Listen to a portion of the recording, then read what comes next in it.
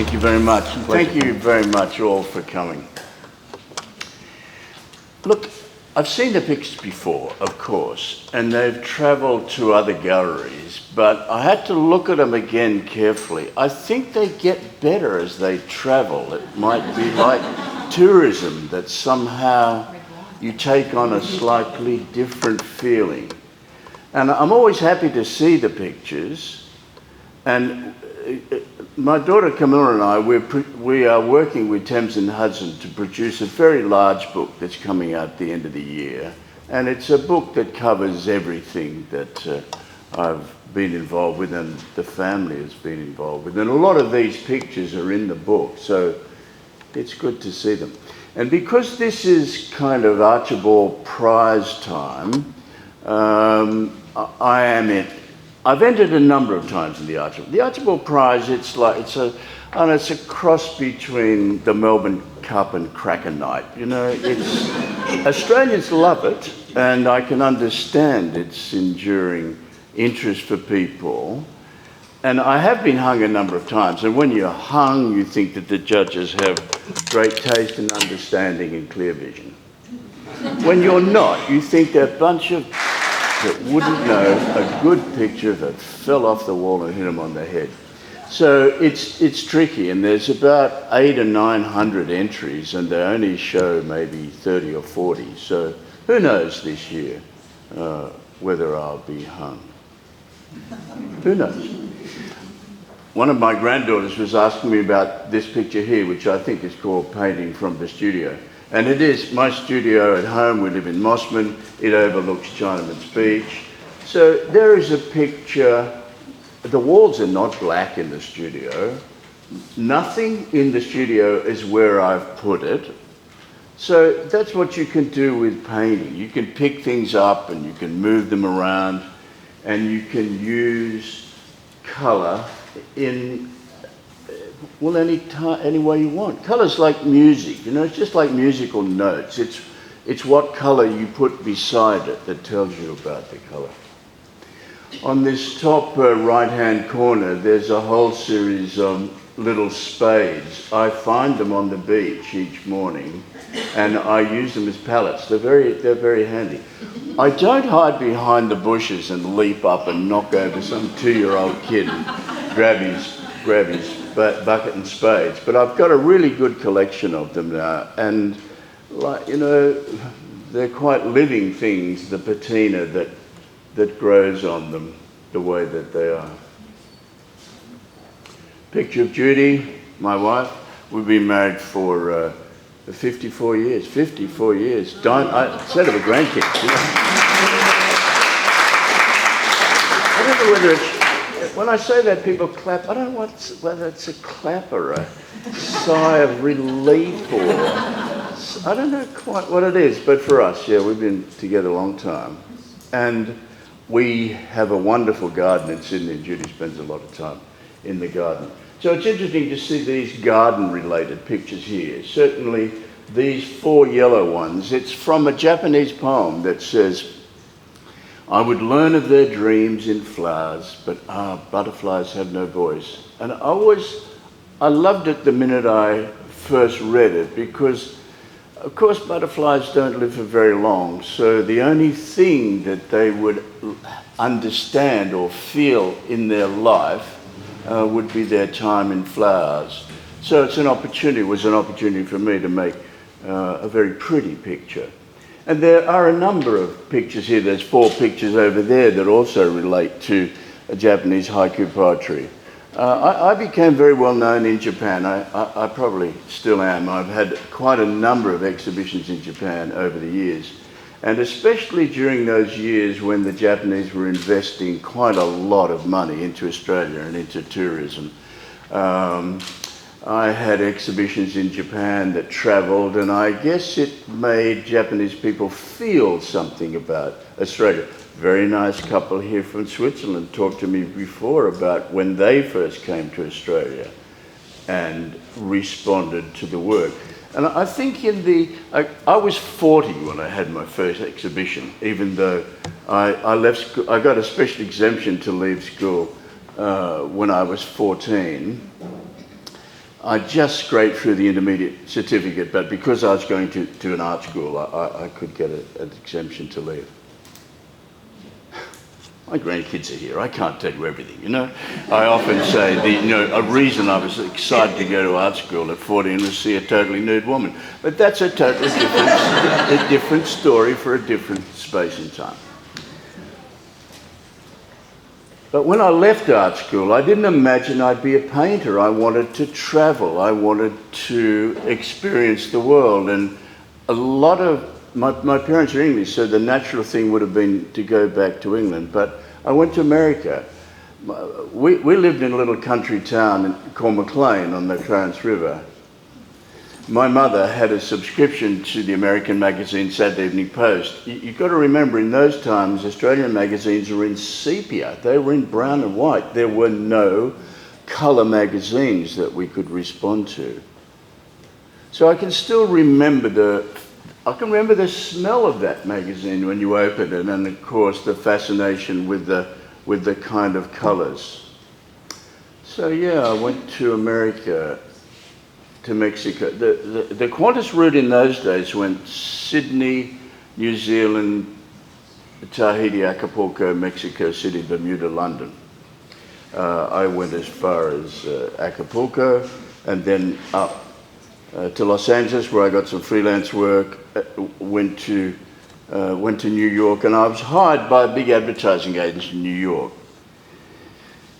I couldn't get a green card to stay there, and they liked my work, and they said, "Well, we're going to put you on you're going to be on the forward account." Well, I am mechanically illiterate, and so it was quite a trick for me to imagine that I could work on something, an engine. It's called the twin I-beam axle. Twin I-beam axle. I can remember that part about it, but very little else.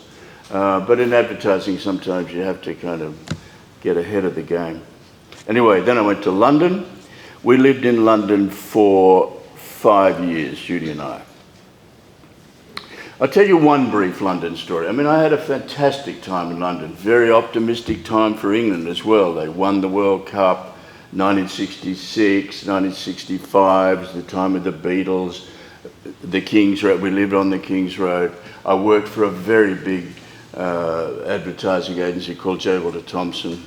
I worked for a man who was absolutely one of the giants of English advertising, and I got an email. He's 90. I got an email from him this morning. Very, very touching. Anyway, here's this story. I worked with Bill Oddie and Tim Brooke Taylor, who went on to become the Goodies. Very clever writers.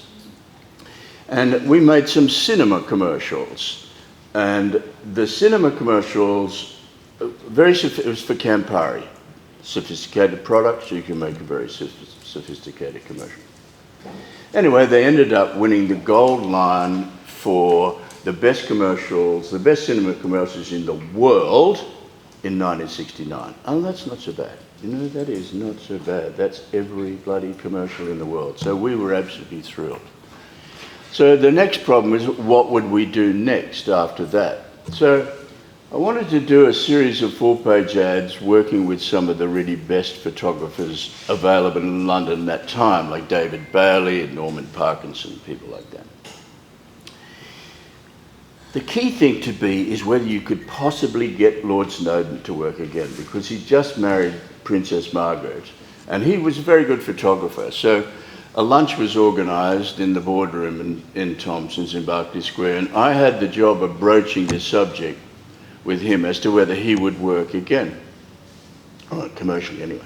He's a very nice bloke, big boardroom lunch. He'd seen the commercials, he liked them very much, and so when I said to him, "Look, I'd love to talk to you about doing something for Campari," he said, "Yeah, come to my place next Thursday." Well, I don't know precisely where he lives, but obviously you can find that out.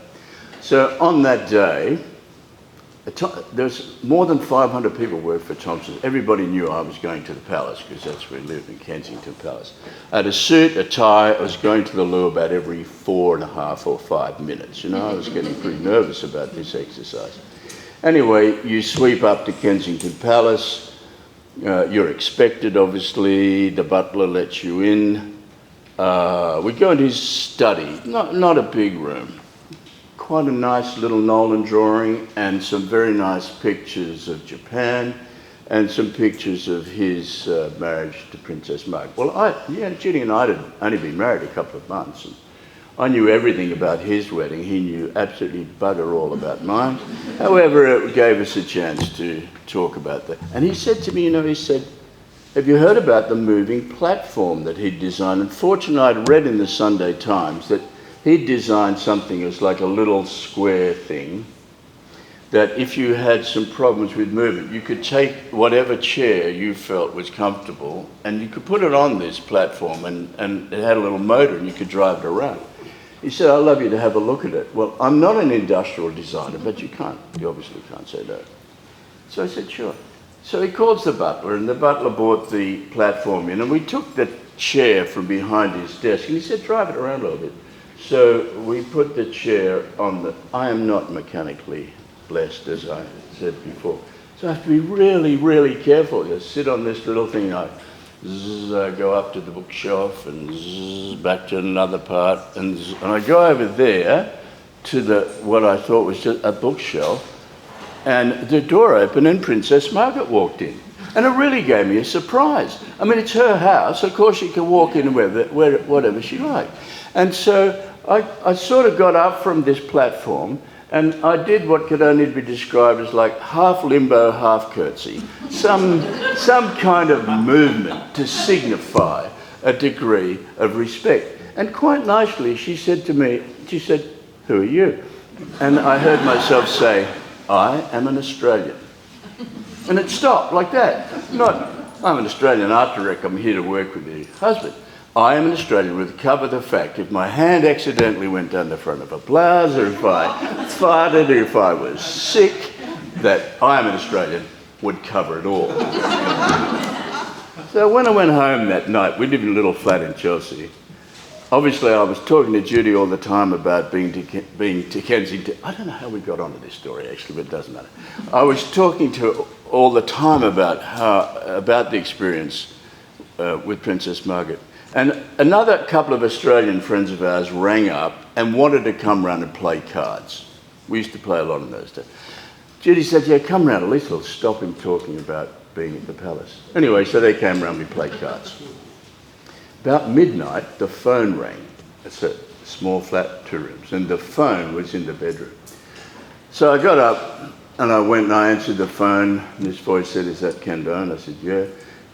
He said, 2 Lincoln Street, Chelsea. I said, yes. He said, we have an urgent telegram for you. And you think, in the middle of the night in London, urgent telegram, it's got to be some bad news from Australia. He said, it's too late to deliver it, but I could tell you this telegram. So I'm waiting with some expectation. He said, I read it to you, and it says, can't get you out of my mind, must see you alone, side entrance of the palace, and it's signed Margaret. I'm a man, you have to think to yourself, I'd have to go. I'd have to go. Anyway, I get out and I walk back to the room where Judy and our 2 friends are playing cards, and Judy rather sweetly said, who was that on the phone, darling? This is a very important part of you. Before I could formulate some kind of an answer, they started to laugh because they sent me the telegram.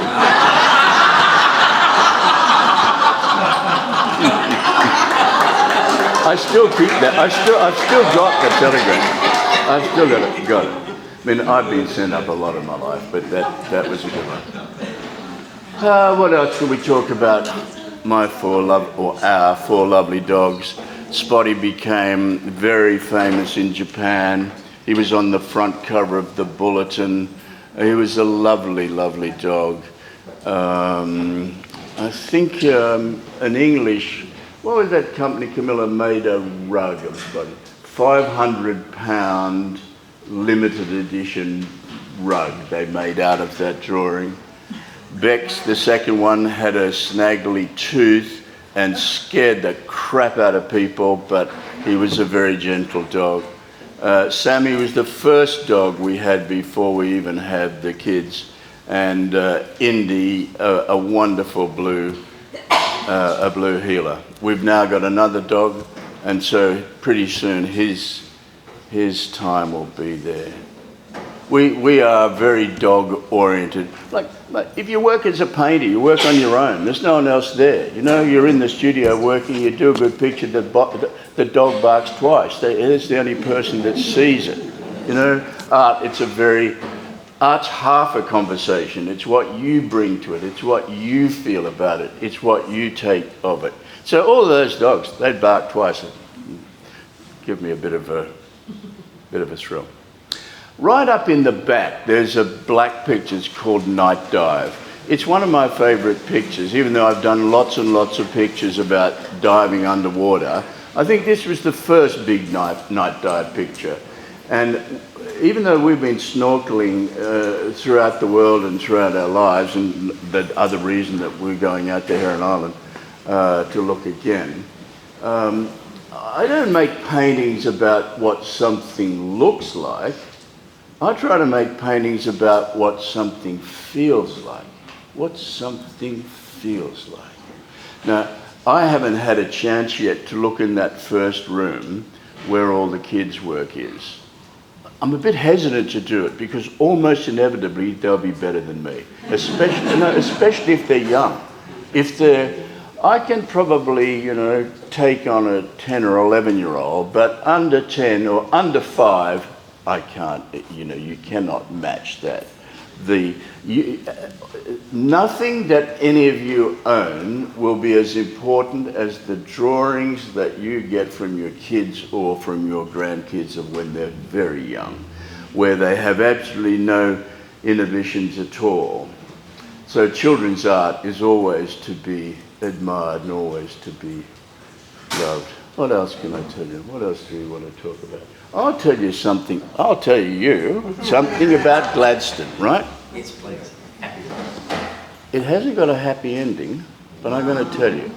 Years and years ago, when I was in the advertising business, I wrote and designed a commercial for a Cousins Imperial Leather Soap, and it was called Sea House. Sea House. There were two commercials. One, a couple having a bath on a plane, saying, "Oh, Tahiti would be nice," and they flew out. Sea House was a house, obviously under the sea, where a girl's having a bath and a robot comes in with the cake of soap.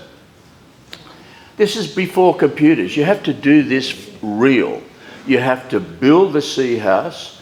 You have to fly to Gladstone. You have to go to Heron Island. You have to find an area where the sea is really calm.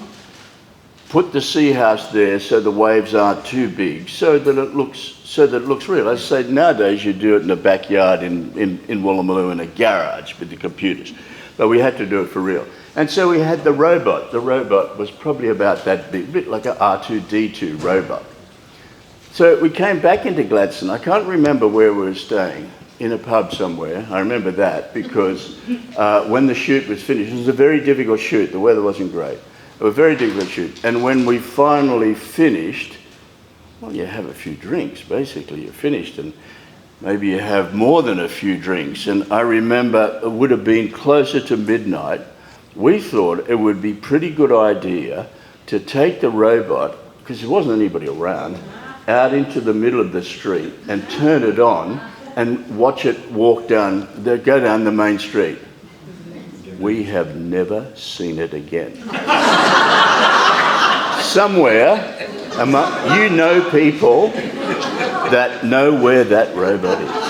It's probably in a bloody garage in somebody's shack somewhere. Keep your eye out for it. Keep your eye out for it. We had a lot of explaining to do when we went back to Sydney, and we had to explain why we didn't have it. Well, it's in Gladstone somewhere. We don't know. There's people in Gladstone. You never know what might happen.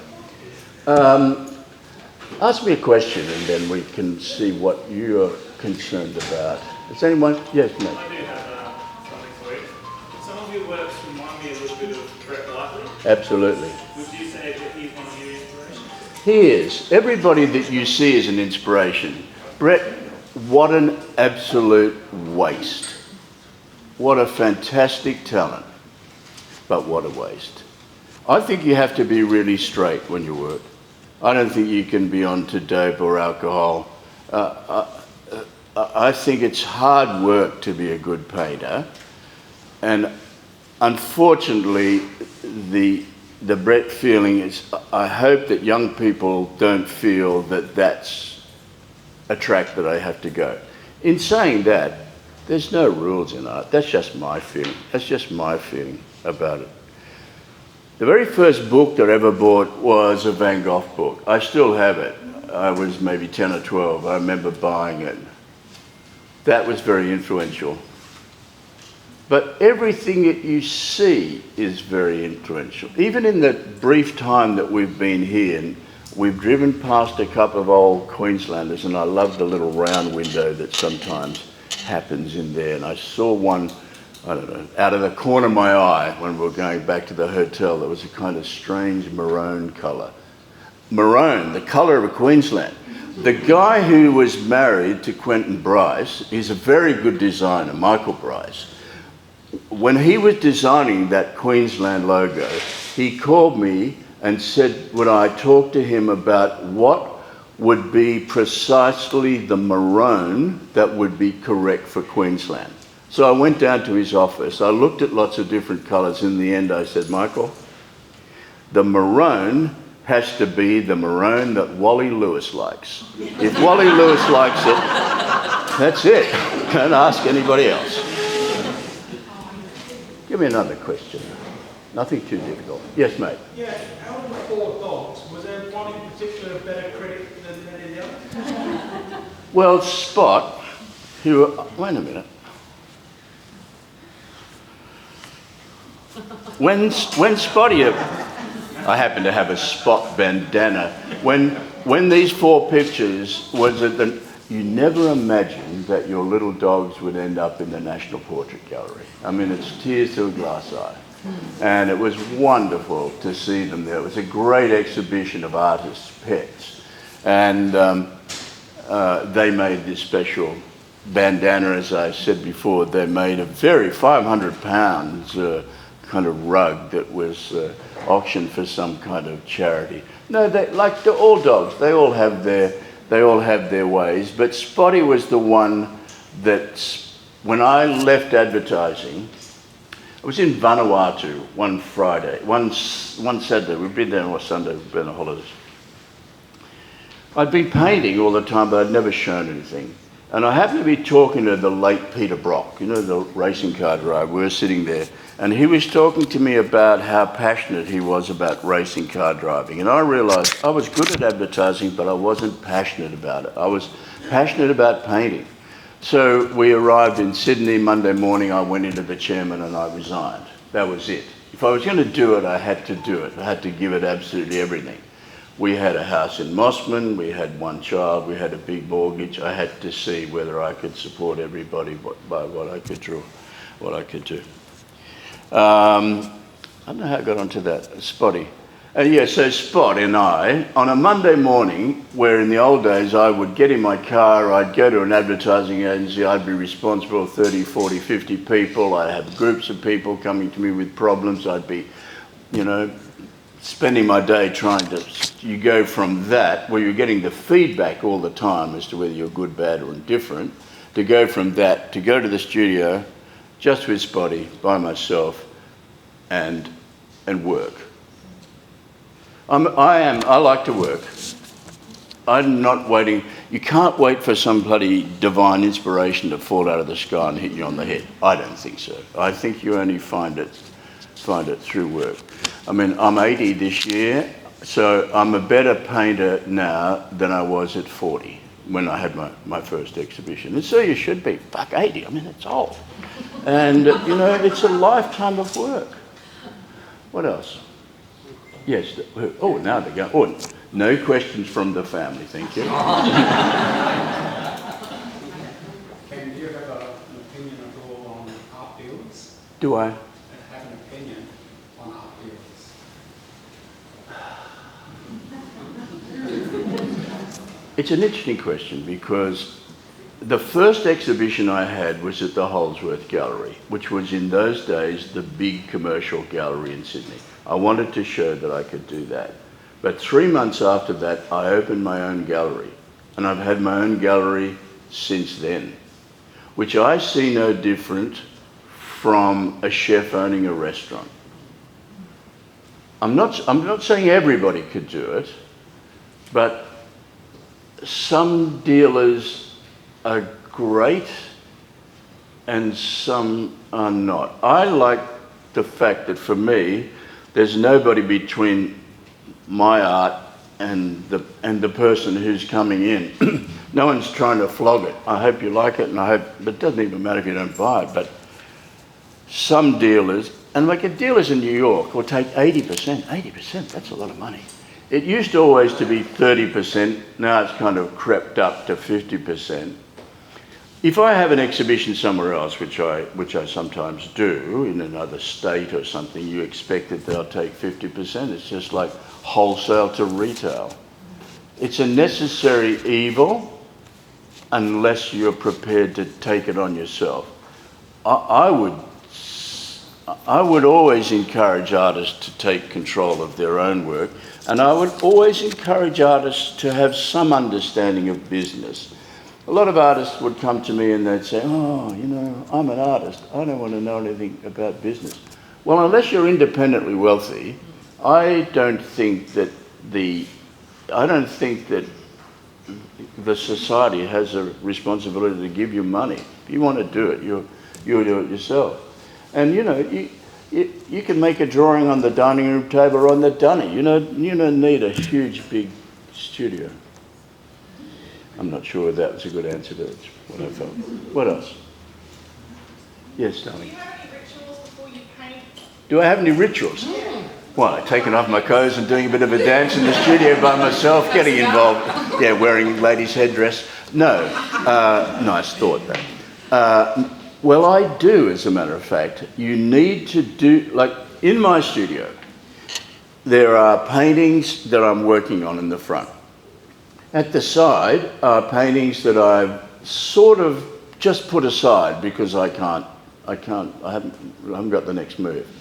At the back, it's like painting hospital, you know. These poor buggers up there, they haven't been looked at for years. And that you might hear a little cough from the back corner, go down, look at a picture, and you know how to work, you know how to finish it. I think if there's any ritual, it is, because I love starting pictures. I like making the first mark. And I've been working on some big pictures, like 2 meters by 3 meters. So that's a big piece of canvas. You know, you have to psych yourself up to do that. So I think you've got to do something else first. Something trivial. And then I like to put on music. I like to listen to Australian. I like to listen to jazz. I like to listen to rock and roll. I like to listen to it very loud. When I hope in time, when I drop off the twig and people, you know, hopefully they make some kind of film or something and they'll play somebody ethereal, you know, moody music. No, bugger that, you know.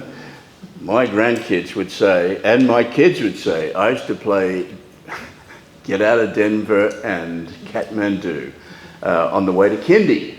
On the way to Kindy, loud. That's just a personal thing. Here's another quick story. I was in a band once, right? At all art students. Anyway, we had a band, a very unlikely lineup: a piano, accordion, Spanish, Hawaiian guitar, and 2 drummers, of which I was one. We played in the Taboo. We had to do a rehearsal in the Taboo nightclub in the Cross to get. I can't even say the word gig. We don't know what a gig was. Anyway, the thing was we got the opportunity to play in a coffee shop the next Saturday, Bondi Junction. My auntie from Hurstville made us all frilly shirts, like Desi Arnaz. We had big frilly shirts.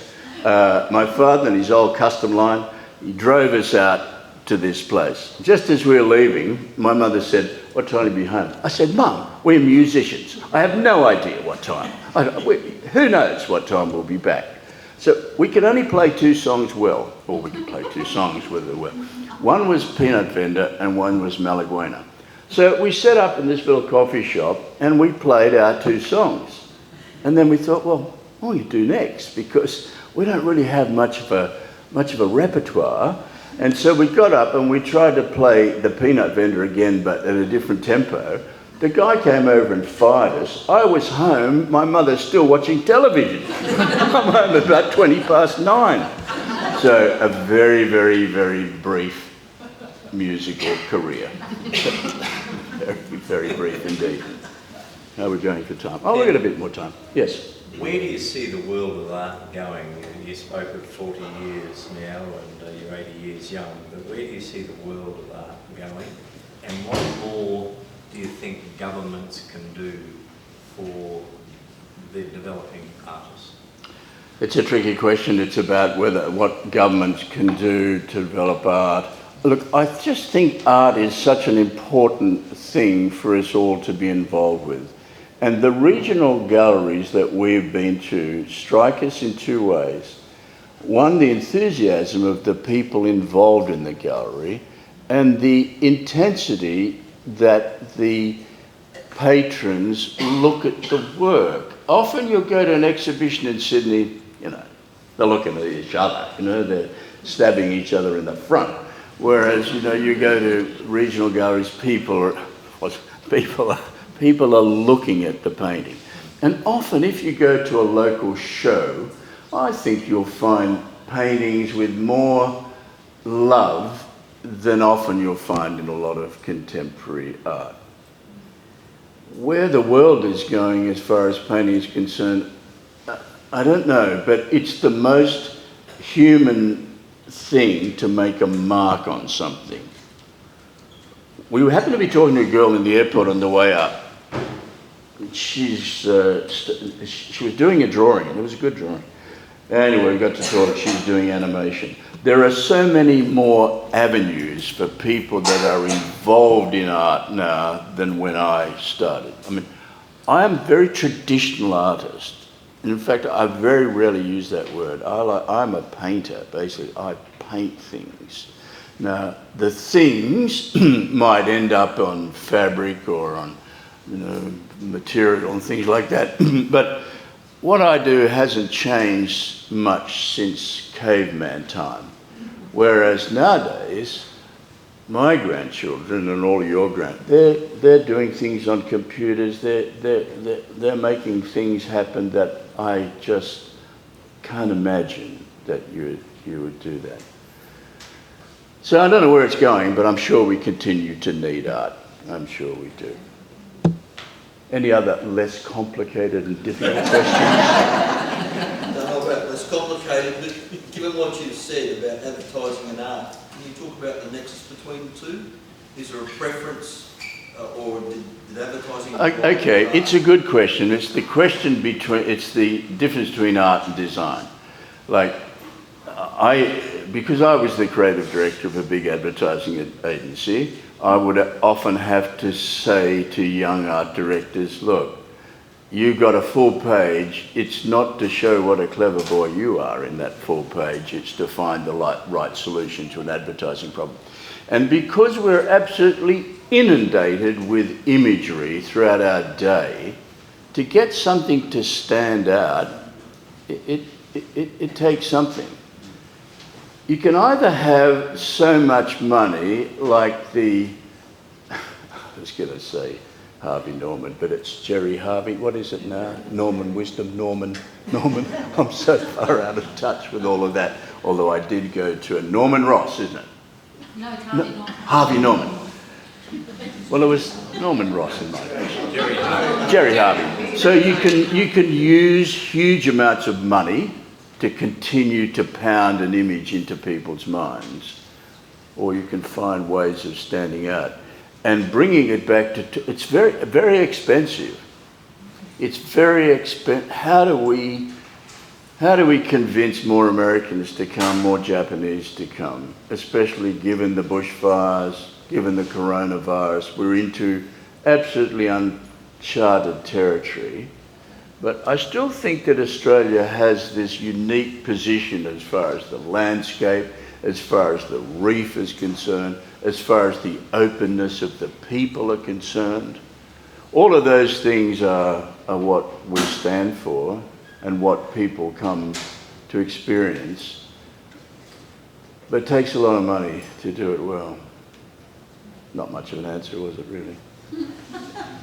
Any easier questions? Yep. Margaret Ollie said she never finished a painting. Do you feel the same? It's very easy to start, it's very hard to finish. I met her a few times. She was a lovely, lovely woman. Yeah, starting's great, finishing's hard. Like where we live, there are two lounges. I'm on one, Judy's on the other, television sets there, and on this wall I always put whatever painting I'm working on, so I can see it out of the corner of my eye. So let's say on a Saturday night we're watching television, we've been watching Midsummer Murders. I've already been asleep because the music of Midsummer Murders puts me straight to sleep. Judy stayed awake. So we get to the end, I say, who did it? She's fallen asleep as well. But out of the corner of my eye, I might look at that painting and think, you know, I really think I could do that better. And so late on a Saturday night, I'll get up and I'll go down and do something. I think it was you who was asking me earlier on, should I be touching up the paintings? Yeah, a few Australian painters used to sneak into the Art Gallery of New South Wales and put a few little dots on it.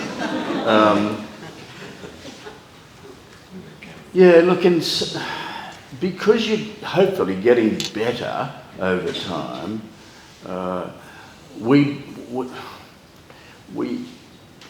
when Olivia Newton-John opened her shop, Koala Blue, in America, I did quite a lot of work for it. We already had one shop in Sydney. I could draw koalas that were so cute that 9-year-old Japanese girls fainted by their very cuteness, because that was the exercise. That's a piece of design. That's doing something for a definable market. Anyway, I sent her over a big picture and we managed to buy it back a month or so ago. And there's a big exhibition at the end of next year at Bendigo dealing with Australiana, and people are talking about wanting to have that picture in it. I don't know whether I want to do it because I've passed that and it's hard to go back. It was good at the time, but you know, you only want to show kind of where you are. Any more? Yep. What is it with the reef that inspires you to, like, and there's many iterations that you've done. What is it for you that's so striking that you've painted it so many times? I'll give you a bit of this. I used to work at Coles on a Saturday morning in Spit Junction when I was a boy. And they got a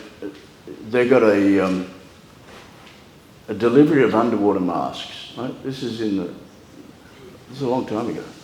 No Australian kids had underwater masks.